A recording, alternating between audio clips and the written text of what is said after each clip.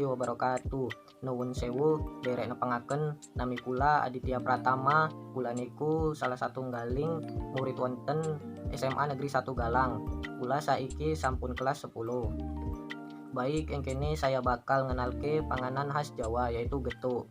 Getuk iku panganan jajanan utawa kudapan sing utamane digawe saka ketela poung. Getuk iku panganan sing gampang ditemoni ing Jawa Tengah lan Jawa Wetan. Getuk iku rasane uga bisa werna-werna, eneng sing rasa coklat, vanila, pandan, lan stroberi. Yen kepengin oleh getuk sing warnane putih, sabeke nganggo gula pasir. Kanggo sing warnane abang, sabeke nganggo gula Jawa banjur. Yen kepengin warna ijo, bisa nganggo peresan godhong suci.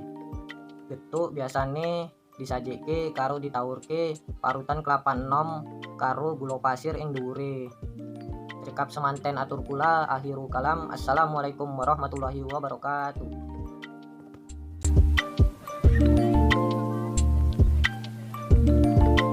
Kula nuwun kanca-kancaku perkenalke jenengku Aneka Tukona. Suku kula Jawa imeniki kula badhe nglodosi kulene Jawa inggih menika cireng.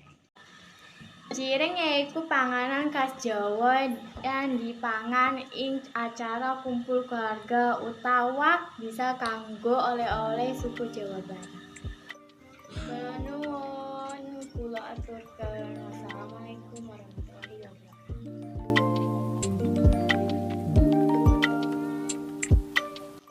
Assalamualaikum warahmatullahi wabarakatuh. Di sini saya nak memperkenalkan diri. Nama saya Kalisa Nur Syifa dari kelas 10 MIPA 1. Saya dari suku Melayu Deli.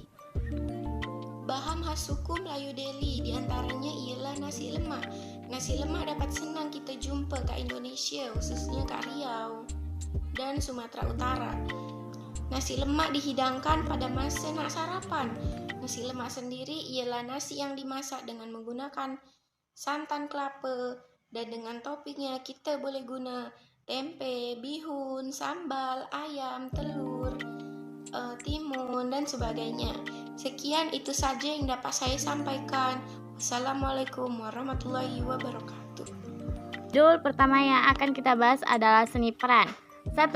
Pengertian seni peran atau seni acting adalah seni untuk berbuat seolah-olah menjadi seseorang atau sesuatu bukan dirinya sendiri, sehingga sejalan dengan lakon, naskah, atau konsep yang ingin dibawakannya.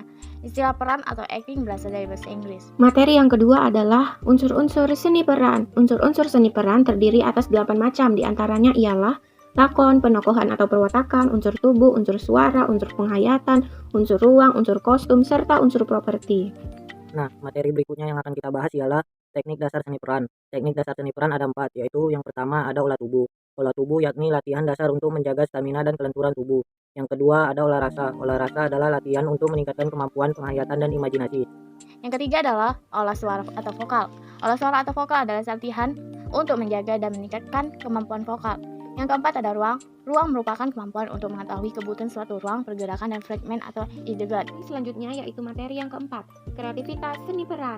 Kreativitas seni peran ialah suatu metode atau cara untuk mengoptimalkan kemampuan pengetahuan, keterampilan, dan sikap dalam pembelajaran seni peran terhadap penguasaan pengolahan tubuh, suara, sukma, dan pikir yang dimiliki siswa dengan totalitas penuh kesadaran dan tanggung jawab atas peran yang diembannya. Berikutnya ialah contoh seni peran teater. Contoh di Sumatera, bangsawan, makyong, randai, bakaba, dan tumut-tumut. Contoh di Jawa Timur, lundruk, wayang gedok, kentrung, dan lain sebagainya. Nah, judul selanjutnya yang kami punya ialah naskah lakon.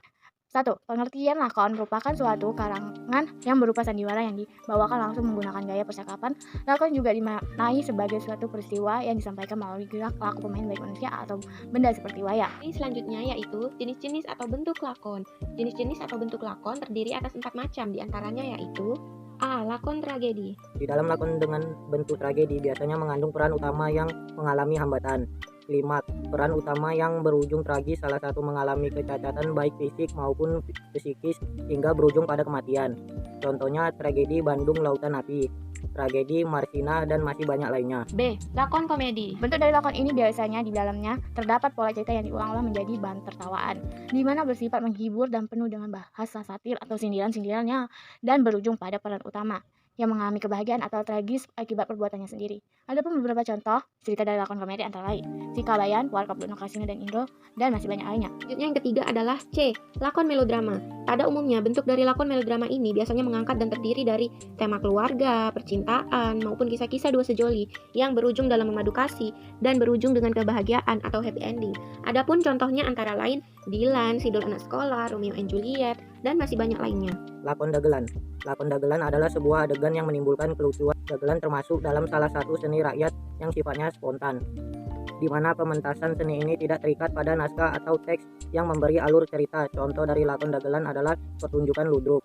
Yang ketiga adalah unsur-unsur lakon teater. Unsur-unsur lakon teater terdiri atas 7 macam, diantaranya ialah 1. Tema cerita. Agar cerita menarik, perlu dipilih topik. Contoh tema masalah keluarga, topiknya misal, pilih kasih. 2. Amanat. Sebuah sajian drama yang menarik dan bermutu adalah memiliki pesan moral yang ingin disampaikan kepada penonton. Plot drama. Plot drama berkembang secara bertahap mulai dari konflik yang sederhana hingga menjadi konflik yang kompleks sampai pada penyelesaian konflik. Karakter. Karakter atau perwatakan adalah keseluruhan ciri-ciri jiwa seseorang tokoh dalam drama. Ada tokoh berwatak sabar, ramah, dan suka menolong, serta ada tokoh berwatak jahat. Dialog. Jalan cerita lakon diwujudkan melalui dialog dan gerak yang dilakukan para pemain. Dialog yang dilakukan harus mendukung karakter contoh yang diperankan dan dapat menghidupkan plot lakon. Setting. Setting adalah tempat, waktu, dan suasana terjadinya suatu adegan. Panggung harus bisa menggambarkan tempat adegan itu terjadi, di ruang tamu, di rumah sakit, di tepi sungai, dan di kantin. Ketujuh yaitu interpretasi. Apa yang harus dipertontonkan, ceritanya harus logis. Dengan kata lain, yang dipentaskan harus terasa wajar, bahkan harus diupayakan menyerupai kehidupan yang sebenarnya. Materi selanjutnya yaitu 4. Teknik menyusun naskah lakon. Teknik menyusun naskah lakon terdiri atas 7 macam. Di antaranya ialah 1. Menentukan tema.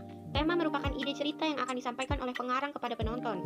2. Menentukan persoalan. Persoalan atau konflik merupakan inti dari suatu naskah lakon. Titik awal konflik harus diciptakan dan disesuaikan dengan tema yang ditentukan.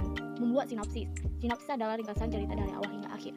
Sinopsis digunakan dalam proses menulis lakon agar alur cerita tidak melebar. Menentukan kerangka cerita.